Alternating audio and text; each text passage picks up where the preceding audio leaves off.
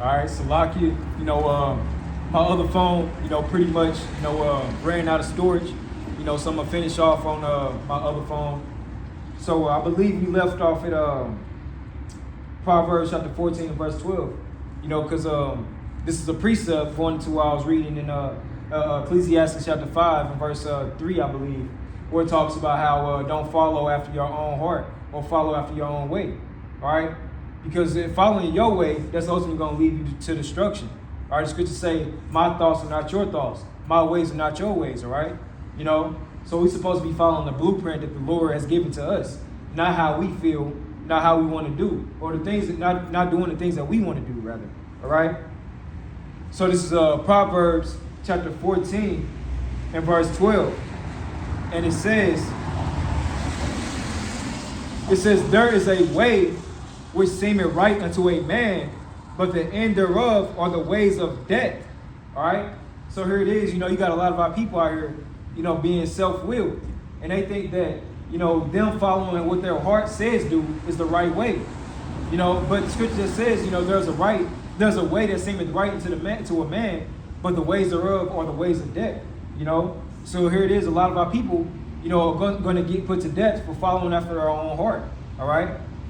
So, going back to Ecclesiastes chapter 5 and verse 3, it says, verse 2, it says, follow not thy own mind and thy strength to walk in the ways of thy heart. All right, that was the precept for what I just read. All right, verse 3, and it says, say not, who shall control me for my works? For the Lord will surely revenge thy pride. All right? Because a lot of our people don't think they're going to have to get judged for what they do. All right? You might be getting away with it for a moment and for a time, but best believe the Lord, He's going to bring that judgment upon you. All right? The scriptures talk about how, the sentence against evil works is not executed speedily. All right? Roughly paraphrasing. All right? Verse 4. It says, say not, I have sinned, and what harm hath happened unto me? For the Lord is long-suffering, like the brother read earlier. He will in no wise let thee go. All right, so the Lord, He's merciful. He's long-suffering, but at some point that mercy is going to run out. All right. Verse 5, it says, concerning propitiation, be not without fear to add sin unto sin. Verse 6, it says, and say not, His mercy is great, and He will be pacified for the multitude of my sins, for mercy and wrath come from Him, and His indignation resteth upon sinners. All right, that's a precept for what he brought out earlier. The Lord hated sinners. All right, so the Lord, His indignation, meaning extreme anger, it rests upon sinners. All right, so hey, that goes into where in Amos chapter 9, where it said the sinners of my people shall die by the sword. All right, if you out here being self-willed and doing whatever the hell you want because this is what your heart told me to do or told you to do, you're going to be destroyed, man. All right? The scriptures talk about how the heart is wicked. Who shall know it? Roughly paraphrasing. All right? So your heart and how you feel is going to get a lot of you folks destroyed in these last days, man. Follow the blueprint that Yahweh Shemel Shai has ultimately given you. Now, verse 7 is the point. All right? And it says, make no tarrying to turn to the Lord, and put not off from day to day, for suddenly shall the wrath of the Lord come forth, and in thy security thou shalt be destroyed and perish in the day of vengeance. All right, and a lot of people are going to perish when they're feeling secure, when they're feeling safe. All right, like the book of 1 Thessalonians chapter 5 said, when they shall say peace and safety, then sudden destruction shall come upon them like a woman in travail, and they shall not escape. All right. So, hey, you might think that you're getting away with your wickedness, but the Lord, He's going to bring that judgment upon you at a time that you least expect it. All right? That's why the scripture says it shall be as the days of Lot, as the days of Noah. Those people wasn't expecting that flood.